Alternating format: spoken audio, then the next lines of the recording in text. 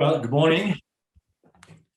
Okay, let's see. Okay, welcome once again this morning for the early morning session. But if already heard, it's not morning in South Korea, it's already late afternoon, but an early morning or almost an early morning for our European participants. And welcome also to my colleague, Dierk Hoffmann. Well, we have decided not to give a traditional presentation, but we decided to give a talk. So both aspects on the international and domestic perspective of German unification in 1989 and 1990. And speaking frankly, it's a real challenge for us. Well, Germany's road to unification with respect of the international perspective, within 40 or 45 minutes, and the domestic perspective, all these economic stuff and things like that, also within 40 up to 45 minutes. Okay. We are figuring it out, and we hope that, well, in the end, we will succeed. And okay, let's start with the presentation, with the talk we will have. And the moderator of the first session will be Dierk Hoffmann. Yes. Yeah.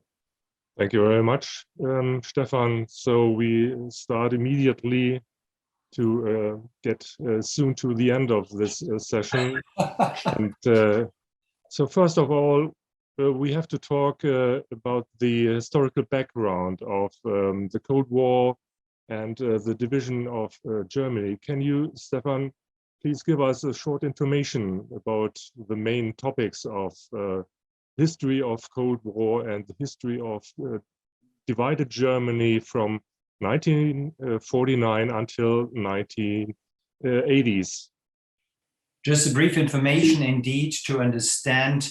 Well, if you really want to understand what became reunified in 1980 and 1989 and 1990, one really has to go back and have to get some main and key issues, information on the historical background of the German division or Bipartei Germany.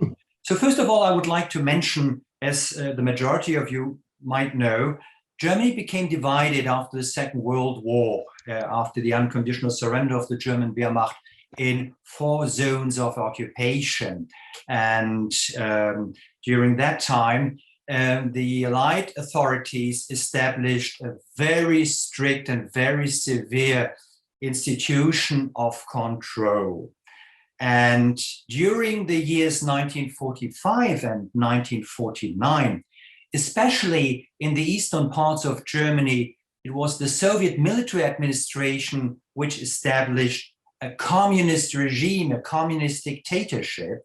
And in contrary, the developments on the Western zones, so the British and the American and the French zone, there became established a liberal democracy.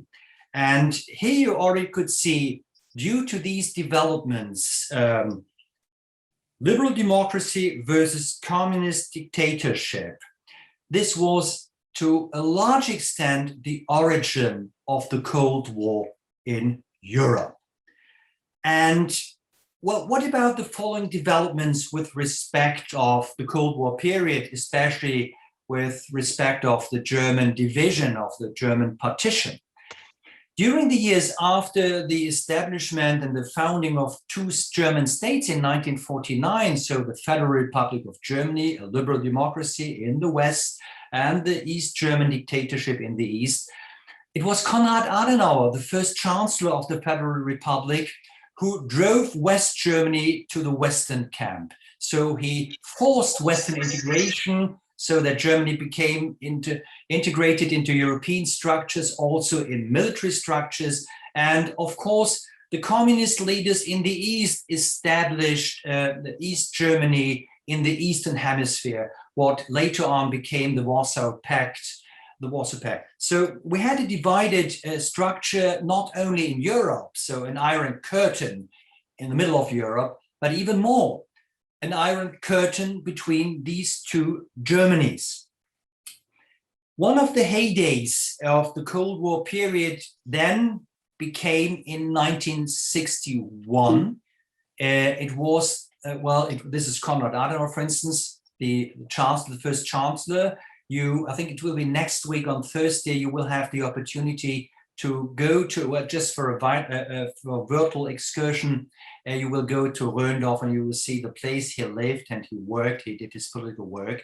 But it was 1961, ladies and gentlemen, one of the climaxes in the Cold War period in Germany, when the East German government and the Soviets erected the Berlin Wall. And it became quite clear that now Germany really became divided. There wasn't any opportunity for exchange, especially for the people from the east to west or from the west to the east.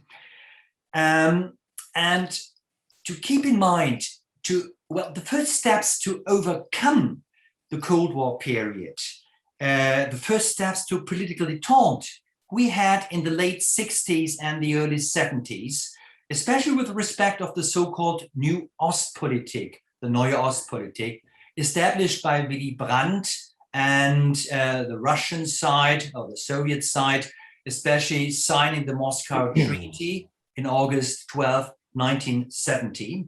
And in consequence of this Moscow Treaty, especially the basic treaty between East Germany and West Germany, which to some extent contributed to some substantial improvement with respect of the inner German relations, exchanges, for instance, of journalism, more opportunities, especially for the elderly people to travel from East Germany to West Germany. And also, which was very important, especially for the East German side, that the East German state, well, became to some extent recognized, not by international law, but the West German side recognized or just accepted that in Germany there exist two states, but one nation. You still see that the West German side, or from the West German point of view, it still meant the Germans should still have the right to self-determination and especially for unification. So this was the position one have to keep in mind if we go through from the beginnings of the German division up to the New Ostpolitik to détente policy. But we still didn't have any, still the country was divided and we still didn't have any signals and signs for possible unification in Europe and in Germany as well. Yes, thank you very much, Stefan, for this brief history of the Cold War, the division of Europe, the division of Germany. So if we looked to the 1980s and even the second half of the 1980s, we do have several turning points in history. And let us look, first of all, to the international aspects, especially turning points in the history of the Soviet Union. So what about Michael Gorbachev, and what about the year 1985? Exactly, that's the point. Thank you for the question. What really has to keep in mind, when Gorbachev came into power as General Secretary of the KPSS, he was quite aware of the problems and the challenges of the Soviet Union. So they had tremendous economic problems and as well political problems. And it was not only a problem of the Soviet Union, but these problems were all over the Eastern Bloc.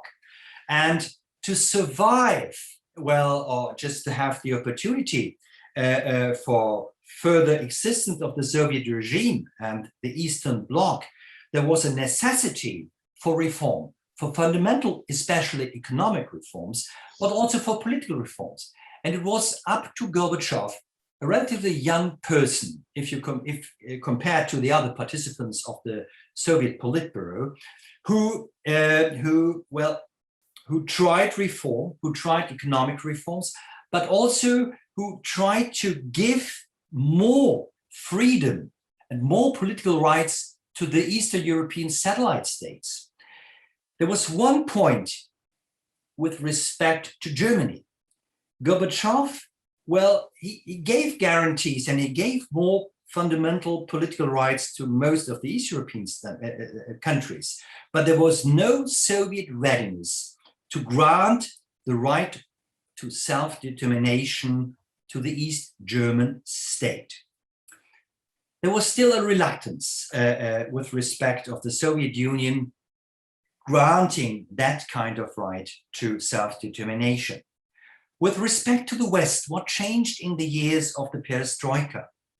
Well, from the ideological point of view, or from the ideological principles, it was the Soviet Union, it was Mikhail Gorbachev who gave up the class struggle against the West, against the Western world, the liberal world. And of course, there was a willingness, there was a will to cooperate with the Western countries, with the West, and also especially with West Germany. This was especially because of the hope for more help for perestroika and even more to stabilize the Eastern Bloc.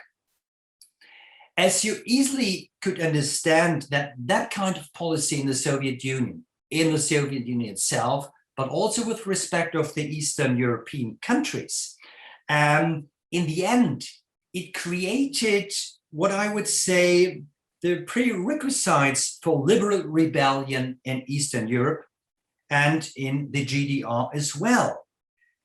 It was unfortunately the old SED leadership, the old leadership, the communist elite in East Germany, and especially with respect of Erich Honecker, that's the guy you could see on the PowerPoint presentation on the right, this elderly gentleman, who still didn't seriously react to the crisis in the GDR. They had also tremendous economic crisis. And also the people were fed up with the political system. Even more, if you take into consideration that they had the opportunities to compare their situation in Eastern Germany with the situation in Western Germany. Most of the East German people had the opportunity to watch Western television. And this indeed was a great challenge also for the political elite in Eastern Germany. And as you easily could understand, due to these circumstances and due to the stubbornness, I would say, of the communist regimes, of the representatives of the East German government and of the leadership of the SED, of the Communist Party, it was quite clear that this would end in a political catastrophe.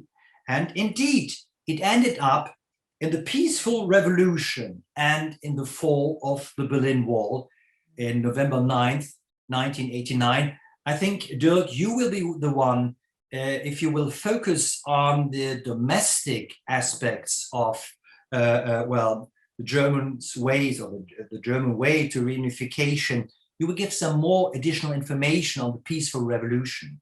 So insofar, that's some basic information on what took place with respect of the policy of perestroika, and especially with respect of Mikhail Gorbachev, a politician still alive, he's now in his 90s, who is very popular in Germany, even more popular than in Russia nowadays, and even in the days of the 90s, after the fall down of the Soviet Union. So that's one of the, I would guess, one of the changing framework conditions in Moscow since 1985, which were necessary for improving chances to solve the German question. So to solve the German question means to overcome German division, German partition. Yes, thank you very much, Stefan. Now we are coming to the middle of our meeting, the international dimension of German Reunification 1989-1990. So we do have, again, several turning points in these years, 1989, 1990. For example, the fall of the Berlin Wall, and of course, the discussions in the inner circle of the Communist Party in Moscow at the beginning of 1990, and also the visit of Chancellor Helmut Kohl, the West German Chancellor Helmut Kohl, in the Soviet Union in May 1990. So let us start with the fall of the Berlin Wall on November 9th, 1989. What are the international dimensions of this event, Stefan? Well, it is really hard to believe and to understand that something like this could happen so quickly. I mentioned I mentioned the establishment of the wall in 1961, and for several decades, for the people in the West and even more in the East and in East Germany, it was almost unbelievable that once a day, so suddenly, the Berlin Wall could fall down. And the interesting thing is that when the East German side opened the wall in the night of November 9th, 1989, Moscow and the Soviet Union, due to the principles of perestroika, they did not intervene militarily. Like, for instance, 1953, when we had a resurrection in Eastern Germany, or like, for instance, 1968 during the Prague Spring. No, there was no military intervention. Moscow accepted that situation, or had to accept it, due to the principles of the Soviet leadership not to react aggressively towards the right of, well, political freedom in Eastern Europe. So this was one of the principles of the perestroika policy.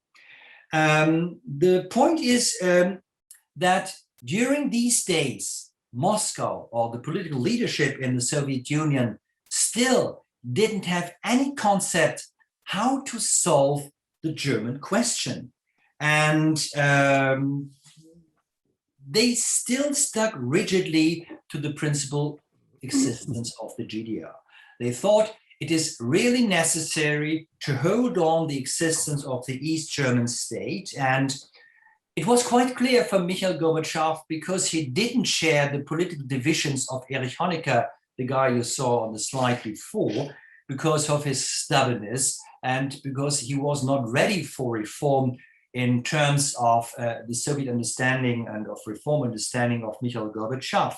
But it was quite clear that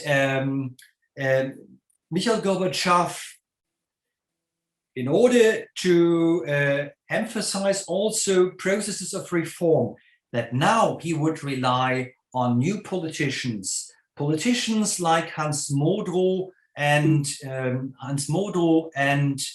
I'd like to see our Egon Krenz, the guy on the left side, and Hans Modrow, he is the prime minister of the East German state of the GDR. People who who were convinced that they might save the existence of the East German communist regime just by similar reforms like in the Soviet Union itself. The problem is, due to the fact that the East German government opened the wall on November 9th, 1989, well, the political movements, and especially the people of the East German state, became more and more, I would say, became increasingly self-confident. And they just demonstrated on the streets, just screaming and shouting, "We are the people." And they hoped that by demonstrating that we are the people, we are going on the streets, we will hope and we will demand some more substantial more liberation towards the political system. They also demanded improvement towards the economic situation, towards the economic system. So we will get some more information, background information about also the economic decline when you will give your presentation, Dierk, especially with respect of the internal aspects of the decline, of the fall down of the East German system. First of all, they demanded more substantial liberation of the political system and, of course, more improvement of the economic situation. But already in December 1989, and especially when the Bundeschancellor Helmut Kohl visited Dresden, it was his first meeting with Hans Modrow, the then new elected, reform-oriented prime minister of the East German state. The mood among the majority of the people changed. They didn't call and shout any longer, "We are the people," but they said, "We are one people. So this was one demonstration towards the demand for reunification. And this already happened in December 1989. So what about Moscow's position towards that development in East Germany? Well, initially, I would say there was still no willingness to grant the Germans the right to self-determination and even more the right to reunification. It was interesting that in the first glance, Gorbachev tried to reactivate the old mechanisms of the former Allied occupation regime. One has to keep in mind, in 1945, the four Allied forces, well, they just agreed that the solution of the German question, that means the general approval of the Allied authorities towards German unification, mainly depended on, well, on the approval of the four Allied forces. And now in that situation, that critical situation, it was Gorbachev who thought, I have to reactivate the responsibility of the four victorious powers towards the solution of the German question. Even more, since Mikhail Gorbachev knew that especially Great Britain, and it was Margaret Thatcher, the British Prime Minister, the Iron Lady, and to some extent also France, the French Prime Minister Mitterrand, who both feared overall united Germany even more because of economic dominance of a united Germany, which would be a challenge in the middle of Europe. And they, of course, hesitated towards the German contributions for unification.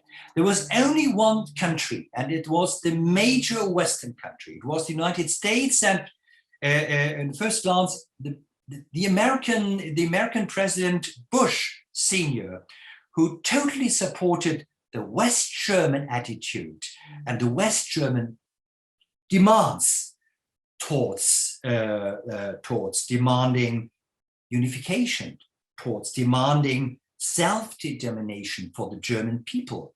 And he totally supported the West German position.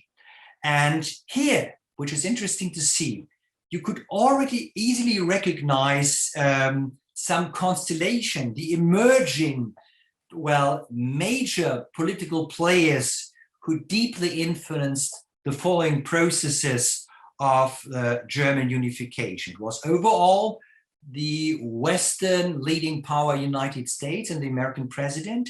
It was the dense ally, West Germany, and the German Bundeskanzler Helmut Kohl, and the other important Eastern country or Eastern political power, it was Mikhail Gorbachev and the Soviet Union. These three global players then mainly and deeply influenced all the following processes of German unification. It was not the East German side, one really has to mention, and it were not the French and not the British who influenced all these processes. Yes, thank you very much, Stefan. Now we were talking about Michael Gorbachev, about the year 1985, about the reforms initiated by Gorbachev, that's to say perestroika and glasnost. So what does it mean for the German question, and especially for the attitude of Moscow, of the leadership of the Communist Party towards the German Democratic Republic, the GDR? Well, we talked also about turning points, and especially with respect of the Soviet position towards East German regime, as well as well, German unification at all. There was one important turning point in January 26th, when Mikhail Gorbachev stuck together with his closest political comrades and advisors. And due to the developments, especially in Eastern Germany, in the GDR, and especially the attitude of the people in East Germany, just demanding, we are the people, but now we are one people. We would like to demand a reunified Germany. He really recognized within his closest, in the circle of his closest political confidence, that the East German state couldn't be held as an independent state any longer. So it's just a question of time how long the East German state would exist. And during these consultations, the Soviet leadership overall, Mikhail Gorbachev, in the end accepted that he couldn't deny any longer the Germans' right to self-determination. And insofar, it was in February 1990 when Mikhail Gorbachev met the West German Bundeskanzler Helmut Kohl in Moscow, as well as the US Secretary James Baker, that he said there isn't any reluctance of the Soviet side with respect of German self-determination. The point is, how could the Soviet Union gain back the initiative to solve the German question? And they gained it back by a proposal that the German question should not be only decided and not be only resolved by the four allied forces, the Americans, the French, the British, and the Soviet side, but that they should also consultate or to also integrate the West German and the East German side during these discussion and processes. What we now easily could recognize is an interesting period of Soviet diplomacy, which I would like to characterize. It's a sort of zigzag diplomacy. And the real challenge, especially for the Soviet side, was how could we explain our new attitude and our preparedness that we would accept in the end a reunified Germany. Even more than there was a strong political opposition in the Soviet Union, and even more than the Soviet people really hardly could understand how the important partner, the important ally, East Germany, could be abolished and could be should become reunified with West German state. And even more, how should Mikhail Gorbachev explain his people and especially his political opponents that the East German state maybe should belong to the Western, to the Western military alliance, since up to this time, the East German state was part of the Warsaw Pact. And what really happened in Soviet diplomacy was, over the next weeks and months, an interesting development with a lot of, which I would say, surrealistic jumble of Soviet ideas and proposals, especially with respect, should the unified Germany belong to the NATO, to the Western alliance, to the Western military alliance, or what should happen with respect of military aspects with a new reunified Germany? And what were the proposals with respect of NATO? Well, first of all, they proposed, well, maybe we could replace the both existing military alliances and we could found a new pan-European security system. They then proposed that they still could or should maintain these two alliances, but maybe without unified Germany. Germany should be neutral, should be demilitarized. Then they thought one useful proposal could be a double membership of the Germans in NATO and Warsaw Pact. Well, the final suggestion was to grant the future a unified country only with respect of a political but not a military affiliance to the Western alliance. As you easily could understand, this was totally unacceptable for the Western side, especially for the United States and the West German Chancellor as well. So, as you easily could understand, well, the negotiations about the political military status of the country, of the reunified country, came to a dead end especially at these times in spring 1990. Yeah. Yes, thank you very much, Stefan. So can you tell us something? When did the Soviet Union and especially Michael Gorbachev agreed to German unification and especially to the membership of unified Germany to the North Atlantic Treaty Organization?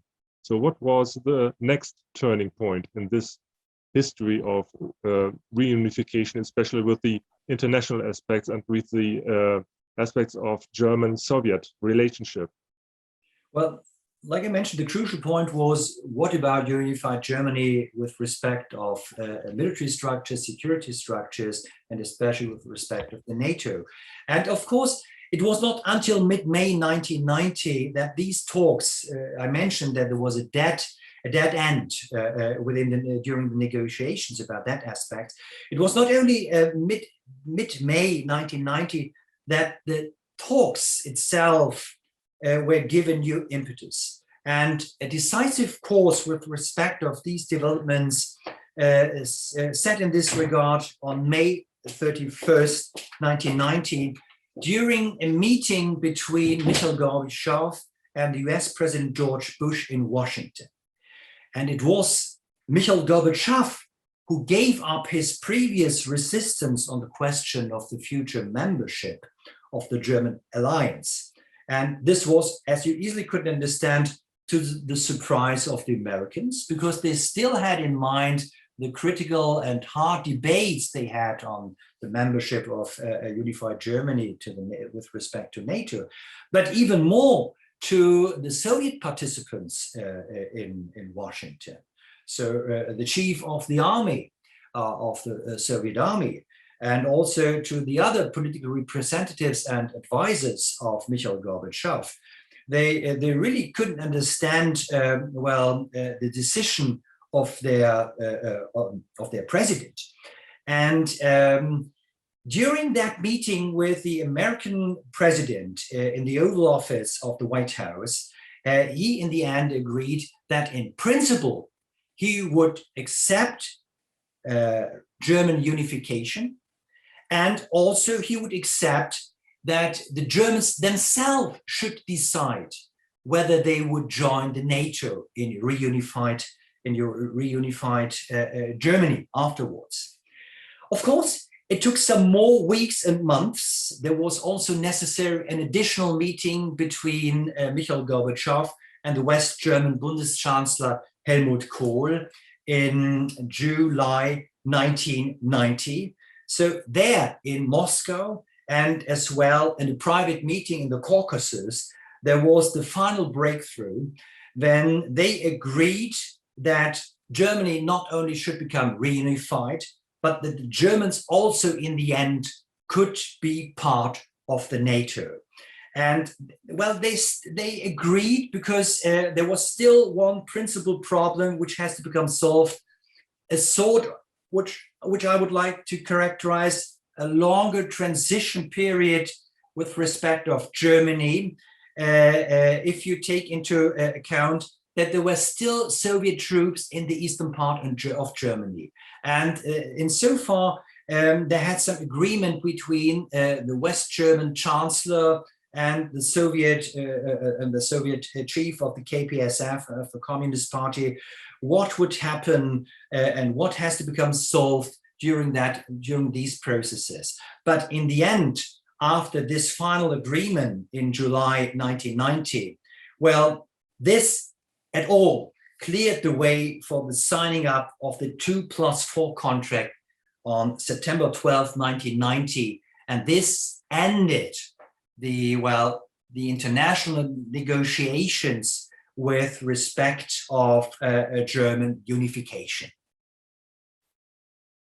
Thank you very much, Stefan. So on the 9th of November 1989, with the fall of the Berlin Wall, nobody could imagine in East or West that there could be German unification. Just 10 months later, on the 3rd of October 1990. So within a short period of time, within not only 1 year, the international aspects in Europe as well as global aspects changes dramatically. You showed us the turning points. So in the end, can you tell us something? Why did Gorbachev agreed to the German unification and to the membership of unified Germany in the North Atlantic Treaty Organization? So from 30 years later, this seems to be a process going on automatically, but this wasn't automatically. And you showed us that this process of unification wasn't automatically. So can you just please give us some information about the reasons for Gorbachev's turning point? Especially, yeah, that's right. And especially, like I mentioned, also during the meeting in Washington, the other Soviet partners of Gorbachev, they were upset about this final decision of him. Well, Gorbachev finally recognized that a Moscow blockade course was visibly on a shaky ground and had more disadvantages than advantages. Especially he had to accept and to recognize that in East Germany, in the GDR, the resistance to future membership of the NATO of the Germans increasingly diminished. And even more, in addition to that, the British and the French and even more the Eastern European neighbors hardly raised any concerns about this idea. And even more, since Gorbachev also recognized, and not only Gorbachev, also the other Europeans, well, first view also the Polish people and Poland itself, as they recognized that unified Germany would recognize the existing borders, especially in Eastern Europe, and thus no longer raise any demands for revision of the former German areas east of Oder and Neisse. This was also one of the arguments to accept this situation. With respect of security and military aspects, the promised reduction of the German army, of the Bundeswehr, to an upper limit of 370,000 men, but also the obligation of the West Germans Germans to deploy German NATO units there only after the final withdrawal of the Soviet army forces from eastern part of Germany, and at the same time not to station nuclear, chemical and biological weapons. This contributed to ally Soviet concerns. Since the Federal Republic also offered generous financial aid, especially in the last negotiation phase of the external unification processes of the USSR, and especially that the Germans offered 12 billion Deutschmark, and even more, an interest-free 5-year loan for 3 billion Deutschmarks, which was urgently needed for the additional inner processes of reform, especially of the economic reform processes in the Soviet Union.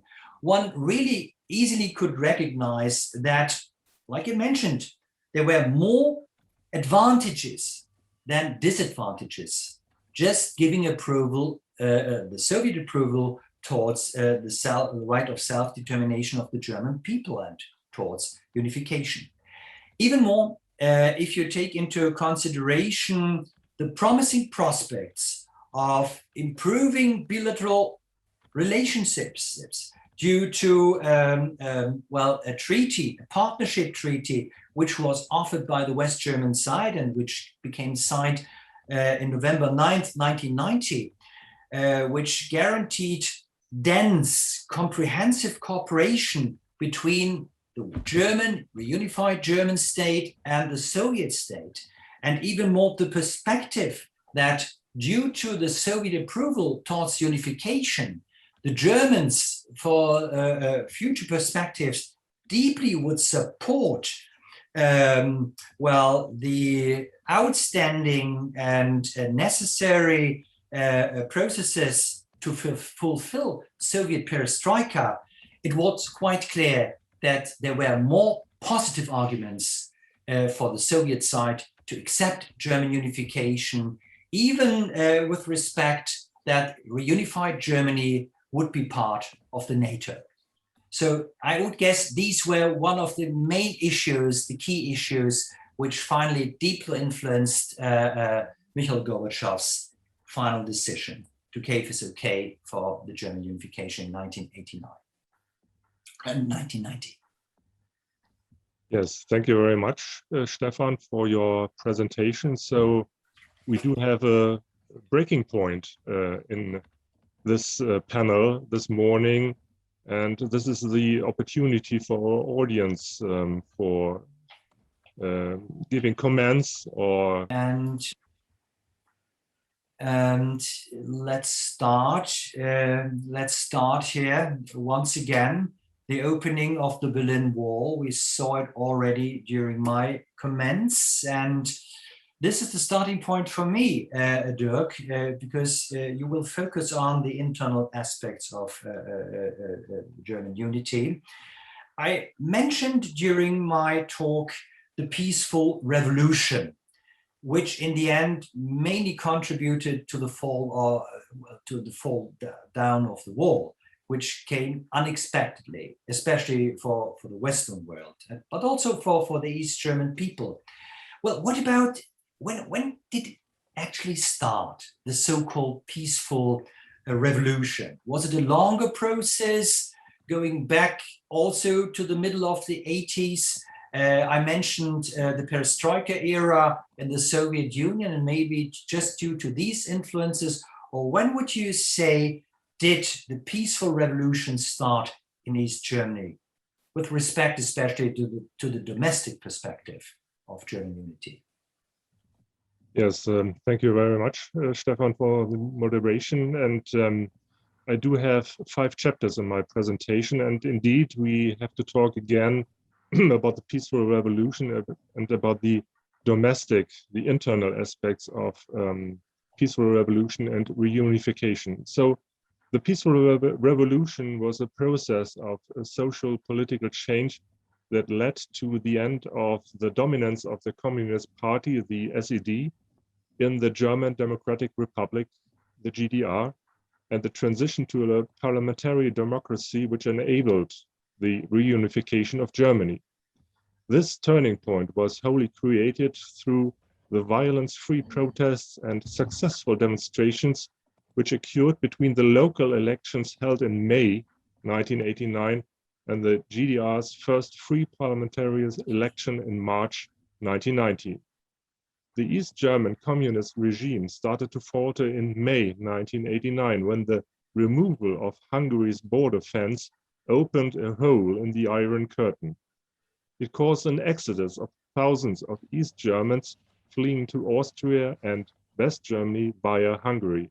The peaceful revolution was a series of protests by East Germans in autumn 1989 and led to the GDR's first free election on March 18, 1919, and to the negotiations between the GDR and the Federal Republic of Germany that culminated in a unification treaty. The reform process within the GDR started with the fall of the Berlin Wall on November 9, 1989, and included intellectuals and church figures, the significant amount of people attempting to flee the country, as well as the rising number of peaceful demonstrators who were no longer willing to yield to the threat of violence and repression by the authorities. Both the migration towards West Germany and the demonstrations in the GDR, the so-called Montagsdemonstrationen, were a clear sign of discontentment with the SED regime. On account of its hostile response to the reforms implemented within its socialist brotherlands, the SED leadership was already increasingly isolated within the Eastern Bloc by the time it finally decided to abstain from the use of force to suppress the ever-large public demonstrations and permitted the opening of the border of the Berlin Wall on November 9, 1989, as you can see here on the picture, on the presentation. Through a change of leadership and a willingness to talk with opponents, the SED initially attempted to win back the political initiative. However, due to the continued political instability, control of the situation increasingly lay with the West German government under Chancellor Helmut Kohl until December 1989. From this point, the GDR government of Prime Minister Hans Modrow from the Communist Party SED was a little bit controlled from a central round table at which the dissolution of the suppressive state security service, the so-called Stasi, was put into action and preparations were made for free elections. After a sweeping election win for the Alliance of Germany coalition, the political path within the GDR was now clear for a swift reunification of the two German states. The fall of the Berlin Wall and opening of the inner German border set new challenges for both the government and the opposition in East Germany, as well as those in power in West Germany. After November 9th, there was not only a growing wave of demonstrations across East Germany, but also a strong shift in the prevailing attitude to solutions. Instead of the chant, "We are the people," the new and ever more heard refrain was, "We are one people." Stefan Creuzberger mentioned this. An unsolved problem for both the East and the West remained the continually high numbers moving from East to West Germany, which created an ever destabilizing effect in East Germany, while also placing an ever larger burden on West Germany to handle and integrate such large numbers. With the fall of the Berlin Wall on November 9th, 1989, began a period of self-democratization and empowerment in East Germany. A broadly discussion about the leading role of the Communist Party, the SED, the mistakes and disadvantages of the planned economy, and the lack of freedom to travel started in combination with a public debate about the visions of future in East Germany. So this is just a short history of the internal aspects of the peaceful revolution with the main topics, I think. Okay, but Dierk, the interesting thing is this was the development within East German state, within the communist East German state. But I mentioned also the role of the West German side with all these processes of reunification. Well, of course, with respect of the international dimension. But what about the West German reaction, especially from Bonn, from the West German capital, and especially from Bundeschancellor, from the perspective of Bundeschancellor Helmut Kohl, with respect of these occurrences in East German state? How did they react? What was their perception? Did they have any plans what to do within the next period, with respect of all these developments in the Eastern German side? So there wasn't a master plan for reunification, even in West Germany, even in the government in Bonn, in the capital of West Germany. But we do have to stress that Helmut Kohl, the Chancellor of West Germany, and the Foreign Minister of West Germany, Hans-Dietrich Genscher, were politicians who were thinking in European dimensions, in West European dimensions. And so in this process of peaceful revolution and the beginning of the opportunity for unification of Germany, they were seeking the agreement of the Western allies as well as the West European neighbors and the Soviet Union. So this is very important to keep in mind. And so on the day the Berlin Wall fell on November 9th, 1989, West German Chancellor Kohl and his foreign minister, Hans-Dietrich Genscher, were on a state visit to Poland that came cut short to allow Kohl to directly react to the new situation, the fall of the Berlin Wall especially. Only a day earlier, Kohl had set out new conditions for closer collaboration with the GDR leadership within a document entitled Report on the State of the Nation in Divided Germany. During a telephone conversation on November 11th with SED General Secretary Egon Krenz, who stressed the positivity of the border opening and radical reforms, but insisted that reunification was not on the agenda, Kohl conceded that the creation of reasonable relations was currently most pressing. Horst Telschik, the closest foreign advisor of Helmut Kohl at that time, developed a path toward German unification in autumn 1989, especially in November 1989. To his 10-point plan, the so-called 10-point program for overcoming the division of Germany in Europe, Kohl added some additions and surprised all by reading it out in Parliament of West Germany in Bonn on November 28th. Starting with immediate measures, the path shall flow through a contractual arrangement and the development of confederative structures to conclude with one federation, not reunification.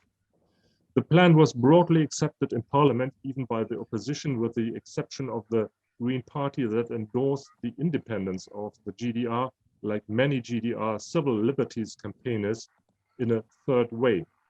The Social Democratic Party, the SPD, was partly skeptical and divided, while the former Chancellor Willy Brandt, Stefan, you mentioned him with the Neue Ostpolitik. So while the former Chancellor Willy Brandt coined the expression on November 10th, one day after the fall of the Berlin Wall, what now grows together belongs together, famous sentence from Willy Brandt.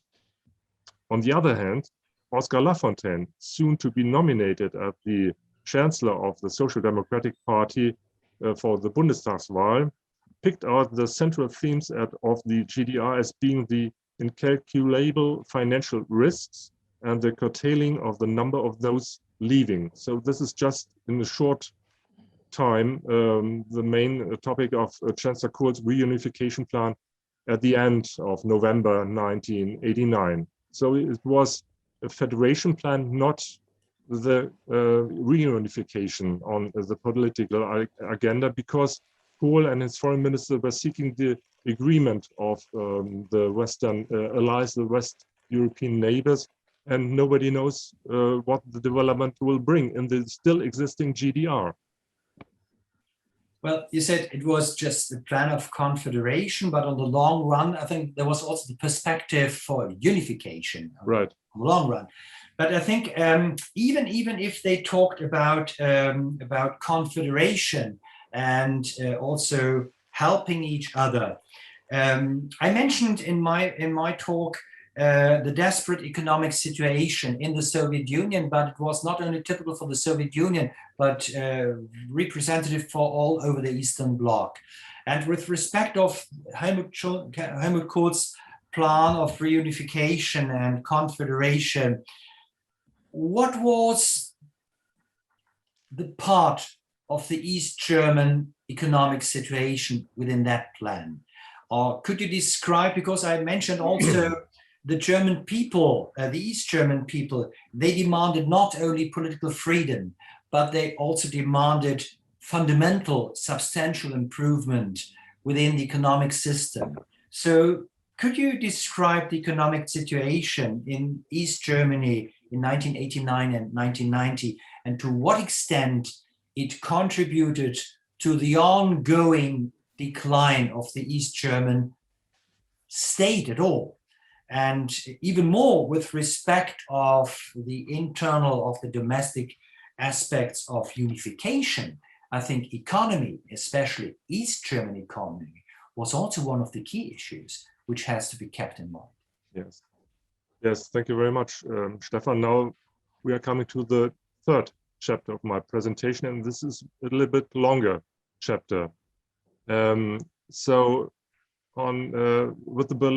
the fall of the Berlin Wall on November 9th, 1989, nobody could imagine in East or West that there could be reunification on 3rd of October 1990. And with the fall of the Berlin Wall on November 9th, 1989, nobody could imagine that there could be market economy in the still existing GDR in summer 1990, so just before the reunification. And nobody could imagine that there could be the West German mark in the GDR in summer 1990. So what happened? Why did this development was so fast and getting so lot of dynamic aspects we have to consider?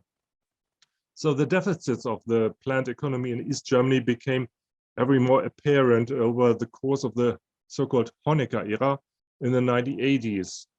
with the oil price shock acting as a catalyst. The GDR received most of its oil from the Soviet Union, which demanded greatly raised prices. Moreover, Moscow initially refused the SED leadership's order for large amounts to be delivered. This meant that the GDR found its energy supply, which had hitherto been considered safeguarded, on shaky ground. There ensued an energy transition that was a fatal development from an economic as well as ecological viewpoint. The GDR returned to the use of brown coal. The oil price increase also had long-term consequences for the terms of trade enjoyed by the GDR and therefore also for the East German state budget. Debt rapidly grew from 2 billion Valuta mark in the 1970s to 23.6 billion in 1980. This in turn meant that the resources required in order to keep up with the global technological developments were not available. The GDR was caught in a cycle of growing backwardness that could no longer be halted. By the time East Berlin oversaw the production of small amounts of 24/6 kilobyte microchips in 1989, Japan had already been mass producing megabit chips for 3 years. After his election as President in the People's Chambers on November 13, 1989, Hans Modrow affirmed in his government statement that, from the GDR point of view, reunification was not on the agenda. Aimed at her fellow citizens, the East German author Christa Wolf, who on the night before the opening of the border had called the people to remain in the GDR, she read out an appeal on television on November 28th entitled "For Our Country," whose first 31st signatures of support came from GDR artists and civil liberties campaigners as well as critical SED members. During a press conference on the same day, the author Stefan also read out the appeal, and within a few days it had received about 1 million signatures. It called for a separate identity for the GDR to be established and warned against a sellout of our material and moral values through reunification, stating that there's still the chance to develop a socialist alternative to West Germany as an equal partner amongst the states of Europe. In fact, one of the signatures came also from Egon Krenz, the former leader of the Communist Party SED, thus calling into question the credibility of this appeal. Since the end of October, opposition groups had called for the creation of a round table. The round table we can also consider in other parts of Eastern Europe, especially in Poland. The round table was composed of representatives of the political parties and social groups within the official National Front and the representatives of the civil movement that formed the core of the political opposition. Among those promulgating a third way beyond capitalism and socialism in a GDR style, the group Demokratie Jetzt, or Democracy Now, came up with the most elaborate ideas in the field of economic policy. Wolfgang Ullmann, a representative of Democracy Now and himself a trained theologian, together with 2 other members, had drafted a paper entitled "Future Through Self-Organization" in early November 1989. The paper advocated for the legalization of private ownership of firms and industrial assets under the condition of social commitment of the owners. Moreover, the paper expressed as the strategic goal to transfer as much as possible of the property of the people, that is to say the socialized economy of the GDR, directly to the citizens of the GDR. The goal of a socially committed market economy combined with a far-reaching transfer of people's property to the people of the GDR resulted in considerations concerning the institutionalization of a certain trust function. These considerations were then laid down in a paper drafted by Ullmann and others and submitted to the roundtable, where it put on February 12, 1990 agenda. The core of the document was a proposition for the immediate creation of a trust cooperation in the form of a holding company to safeguard the shareholder rights of GDR citizens with respect to the people's property. On March 1st, 1990, the Council of Ministers of the GDR decided to create an authority for trusteeship administration of the so-called Volkseigentum, designated as the Treuhandanstalt. Also at the same time, the National Assembly of the GDR passed an ordinance regarding the transformation of state-owned firms into private companies. Thus, the so-called Treuhandanstalt was born. The socialist reform program of Modro's government lacked support both domestically and internationally. The situation of GDR's economy in January 1990 was dramatic. During a Volkskammer session, the parliament of the GDR, the Minister for Mechanical Engineering, Karl Grünhold, mentioned that in the fourth quarter of 1989, alone 350,000 citizens had left the GDR, 350,000 within one quarter. The equivalent of 2% of the population, and when extrapolated, a rate of 1.4 million citizens per year. During the same Volkskammer session, Prime Minister Modro intimated that the state budget deficit of the GDR had risen to 17 billion marks. On February 5th, 1990, Hans Modrow and his cabinet traveled to Bonn for talks with the West German government. But Kohl denied the immediate financial support to avoid the threat of insolvency. The talks were largely unproductive, with Kohl unwilling to make any decisive appointments, with the pivotal elections only weeks away on March 18, 1990. The Volkskammer election of March 18, 1990 is an turning point in internal aspects of the history of the reunification. This elections resulted in a surprising victory of Helmut Kohl's Christian Democrats, a plebiscitarian decision in favor for a swift reunification of the two German states.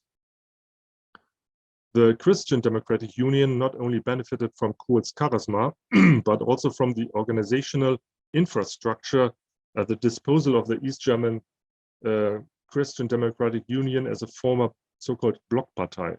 Lothar de Maizière from the East German Christian Democratic Union became the first and last prime minister of the GDR to emerge out of free elections, acting as the head of a grand coalition comprising all major political forces with the exception of the former Communist Party. The coalition agreement of April 12, 1990 expressed the political will to achieve national reunification through the accession of the GDR to the West German state on the basis of a currency and economic union. The coalition agreement on March 12, 1990 had been prepared under the massive pressure of East German public opinion. 2 weeks earlier, on March 29th, West German newspaper reported on a confidential memo submitted to the Central Board of the Bundesbank for a meeting held in presence of the West German Minister of Finance, Theo Weigel, advocating a general conversion rate of 2 Eastmarks for 1 Westmark.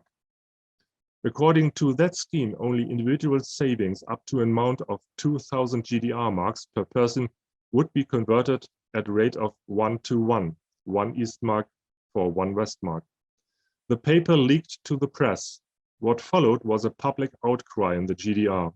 For the first time since the dramatic fall of 1989, massive rallies were organized expressing the disappointment of many East Germans who, just a couple of days earlier, had voted for what they thought would be a prosperous future.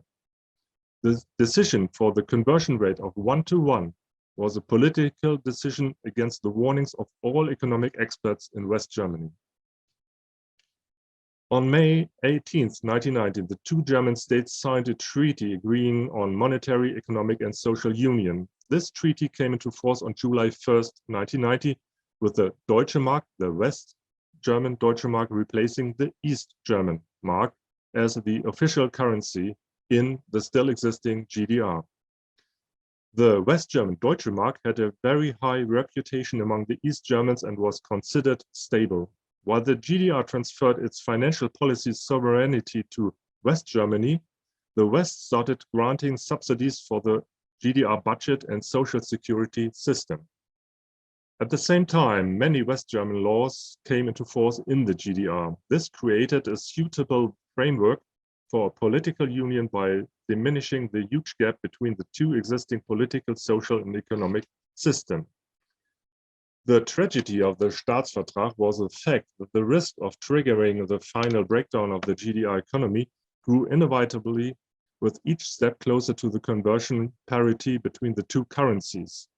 East German firms would be forced to pay salaries and wages in hard currency, in West German Deutsche Mark, at a level that could never be matched by the proceeds they would be able to realize through the sale of their outmoded product on a competitive market.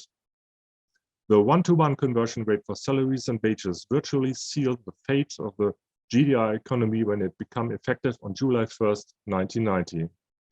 However, any conversion rate below parity would have been fundamentally incompatible with the goal of political stability in East Germany, facing not only political disappointment, but also a substantial reduction of available income and in decreasing instead of increasing standard of living.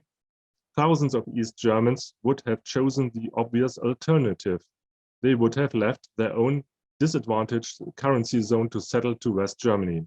Welfare payments alone would have provided a standard living unattainable on the basis of a meager salaries paid in West German currency in accordance with East German labor productivity. It became clear that no political viable alternative existed to a conversion rate that necessarily would push the East German economy over the brink of collapse. So this is just a brief history of the economic situation in GDR in 1989 and in the summer, until the summer of 1990. Well, you mentioned the currency transfer in terms of German Reunification Treaty, but there's also a legal side. There are also some constitutional aspects which one has to keep in mind if we talk about the internal processes of German unification. And even more, after the elections that we now on the eastern side, we had an elected representative government for the first time after founding the East German state in 1949. So what were the constitutional hints which had to be overcome on the way to the German Reunification Treaty? Because this is the internal side, the internal aspect of German unification, and which mainly was part of negotiating process between the East German and the West German government. So what about constitutional question within that German Reunification Treaty? Yes, thank you very much. The Unification Treaty was signed on August 31st, 1990. The Parliament of East Germany, the Volkskammer, passed a resolution on August 23rd, seeking the accession of the GDR to West Germany as allowed by Article 23 of the West German Basic Law, the so-called Grundgesetz, effective on October 3rd, 1990. In the wake of this resolution, the German Reunification Treaty had been negotiated between the two German states since July 2nd, 1990, and was signed on August 31st, 1990. This treaty was approved by large majorities in the legislative chambers of both countries in Bonn and East Berlin. With that last step, in accordance with Article 1 of the treaty, Germany was officially reunited at midnight on October 3rd, 1990. East Germany joined the Federal Republic as the 5 East German states of Brandenburg, Mecklenburg-Vorpommern, Saxony, Saxony-Anhalt, and Thuringia.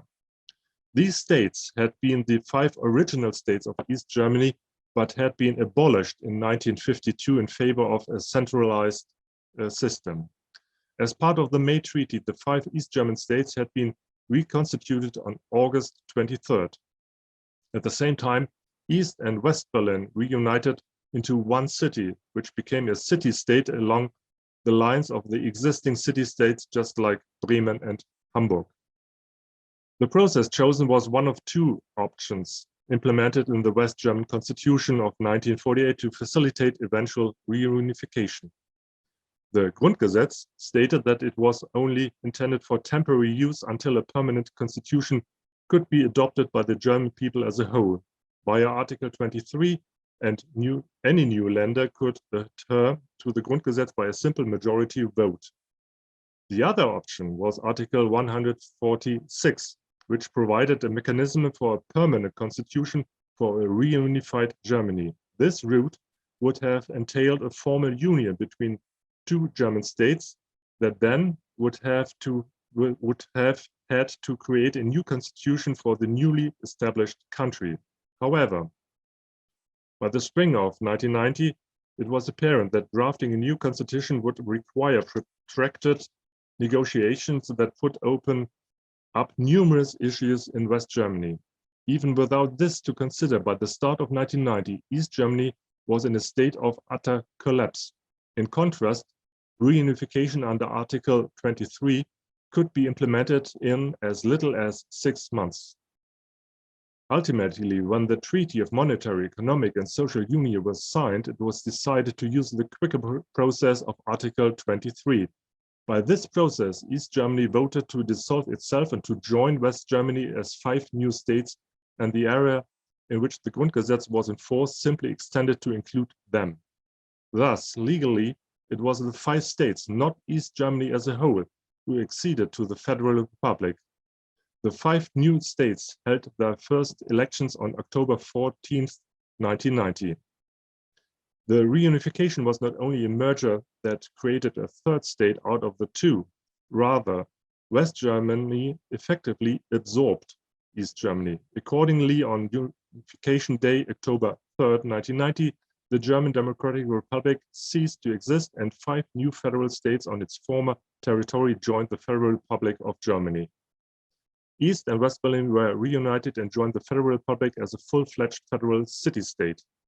Under this model, the Federal Republic of Germany, now enlarged to include the 5 states of the former GDR plus the reunified Berlin, continued legally to exist under the same legal personality that was founded in May 1949. The fusion of East Germany with West Germany did not mean an end to the problems that burden a society in transition from communist rule to a regime of liberal democracy. They were as difficult and the solution as contested as they were in the other post-communist countries in East and Central Europe. Nonetheless, the disappearing GDR had a financial strong ally, West Germany. The transfer payments started in 1990 and are still going on today. 30 years later, the constitutional way of reunification Germany is the occasion of a critical debate in which the loss of East German identity is evoked. So this, in short time, the constitutional aspects of reunification. Well, we've heard that October 3rd was the day of, well, German unification. You mentioned all the internal aspects on the way to the October 3rd, 1990. And I also mentioned, with respect of the international perspective, the 2+4 treaty. But these were just formal agreements.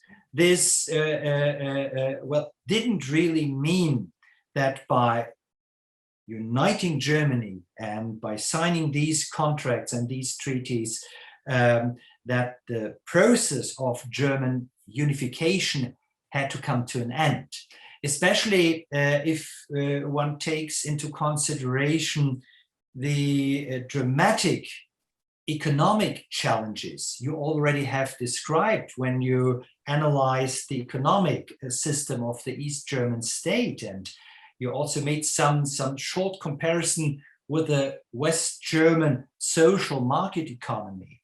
I think we once again have to focus on the processes of transformation, even more on the process of transformation with respect of transforming a planned economy and to integrate a planned economy to the market, the social market economy, which was the quite normal system, economic system in West Germany. It was a process, and I think it's a process which is still ongoing.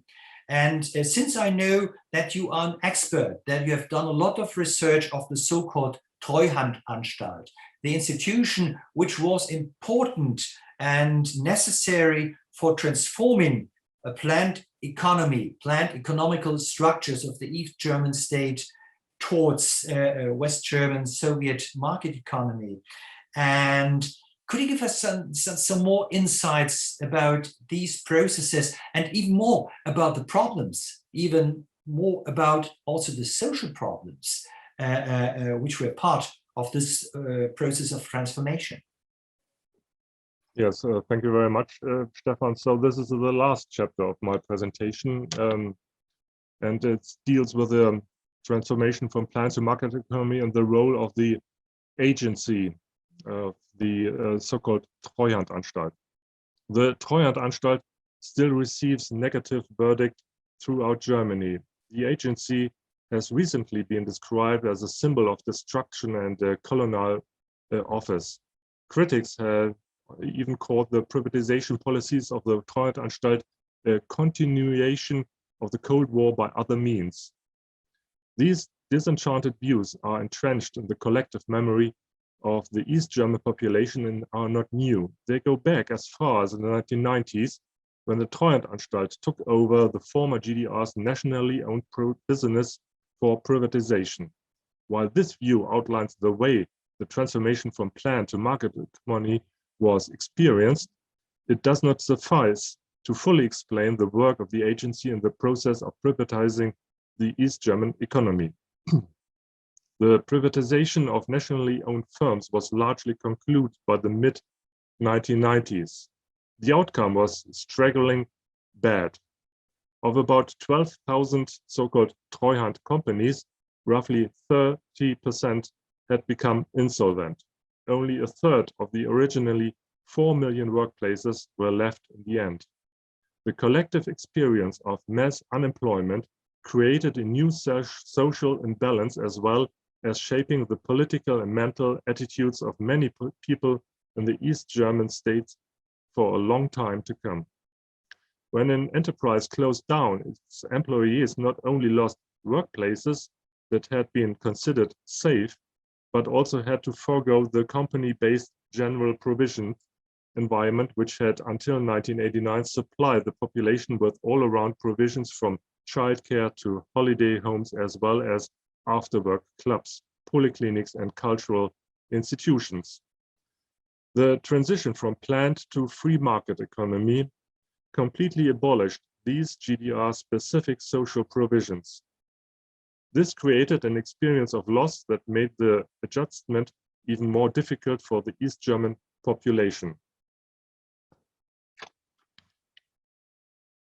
The Treuhandanstalt had originally been established by citizens' rights activists in the GDR as a holding company for the administration of nationally owned property. It adopted an important role in this process when it assumed ownership of the nationally owned enterprises on March 1st, 1990, and thereby became responsible for about 4 million employees. It soon began serving as a privatization agency, and all criticisms of its work notwithstanding, initially contributed to the fact that the East German economy was not divided among oligarchs, as was that of Russia after the end of state socialism. Its aim was to achieve transition in a process designed in agreement with law and order.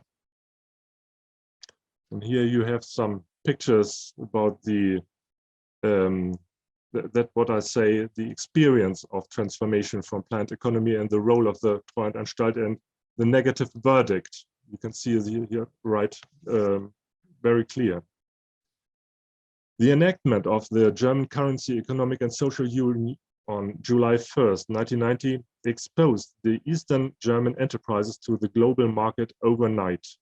The exchange rate, defined on political grounds, meant that the process of transition went hand in hand with risks as well as serious hardships. The economic slump was even worse than the pessimistic forecasts that had been made by numerous economic experts. About 7,600 enterprises faced immediate insolvency upon the currency turnover. As the business volume on the East German and Eastern European market caved in dramatically, and the profits made suffice less and less to cover costs, the solvency problem soon became a productivity problem that seriously affected the entire economic development in the East German Länder. At the same time, the demand for West German consumer items rose once the Deutsche Mark was introduced to East Germany, while domestic demand for East German products caved in dramatically in 1990. The citizens of what still existed as the GDR primarily wanted to buy West German products with a West German currency. These had hitherto been available to only few East Germans before 1989.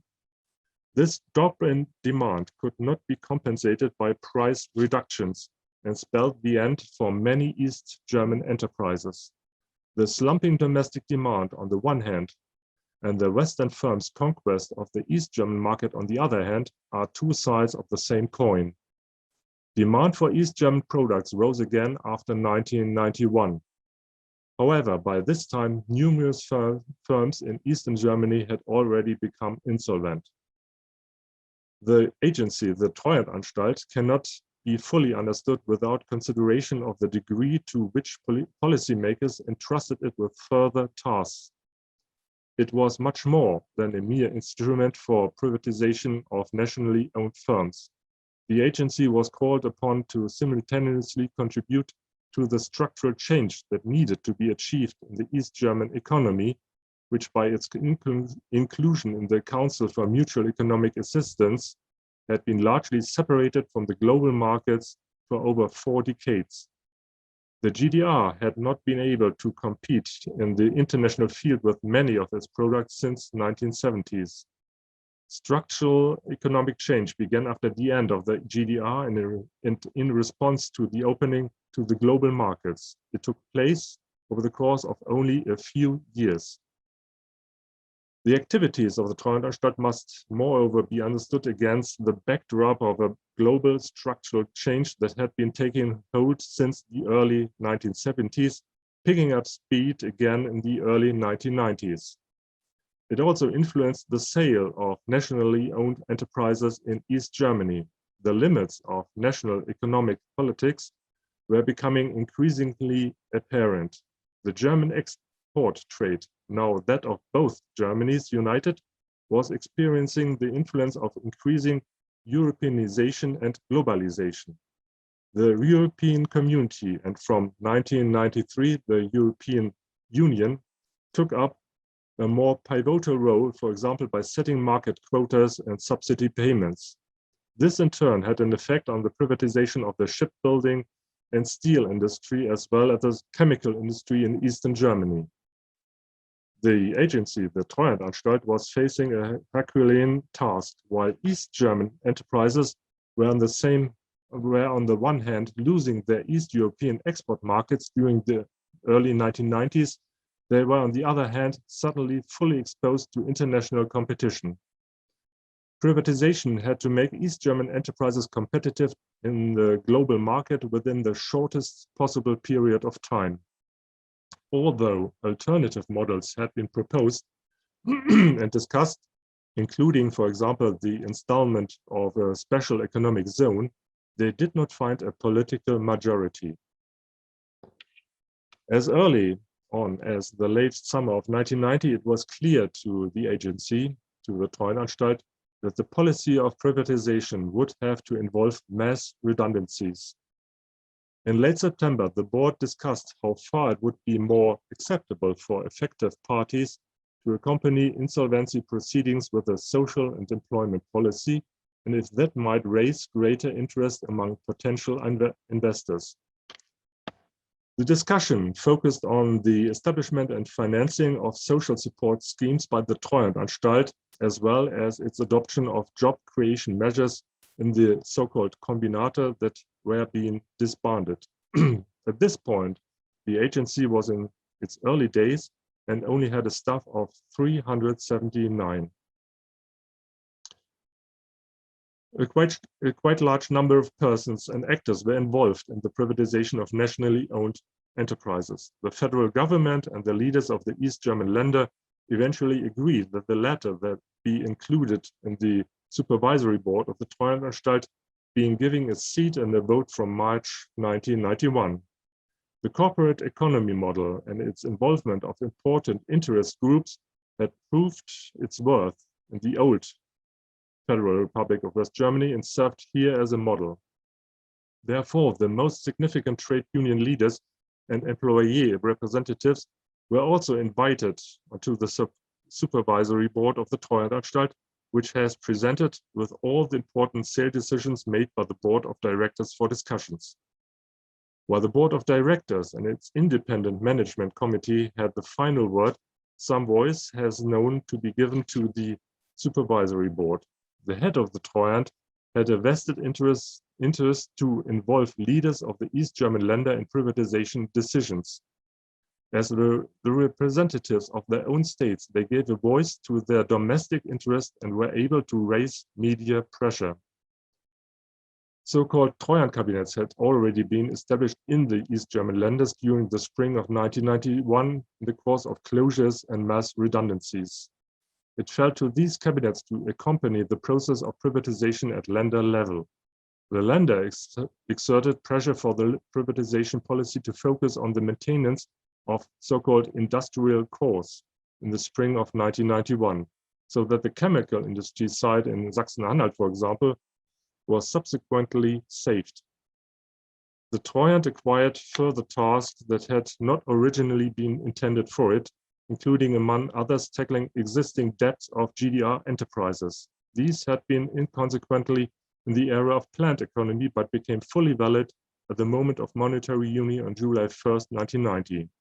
They were the cause of many factory closures. Once again, this problem could not be solved without brokering an agreement with the Federal Ministry of Finance. The restoration of contaminated company grounds also had to be dealt with by the Treuhandanstalt. These factory parts that no buyer was willing to take on remained within the agency, who was forced to find a solution for their renovation together with the Ministry of Economic and the Ministry of Ecology.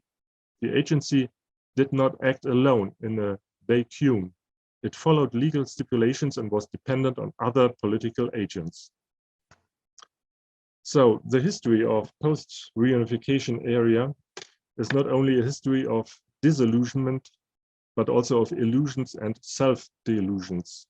One of the myths that refuses to die and continues to have an effect until this day is a claim made by Erich Honecker in 1967 that the GDR was among the 10 greatest industrial states of the globe. The illusions and self-delusions also included the promise of landscape in full bloom made by Federal Chancellor Helmut Kohl as well as others. Although the Deutsche Bundesbank issued an early warning that the currency turnover exposed East German enterprises to risks, other politicians and business representatives from West Germany also spread unchecked optimism in the autumn of 1990. Against this background of widespread silencing of the economic consequences of unity in all communication, the Treuhandanstalt was an agency that was out of its depth and tasked with a great number of responsibility by policymakers within a short period of time. Until this day, it has been fulfilling the function of damage control and serving as a screen for disappointed hopes, as well as a wide range of political interests. So thank you very much. I hope I'm still in time. Yes.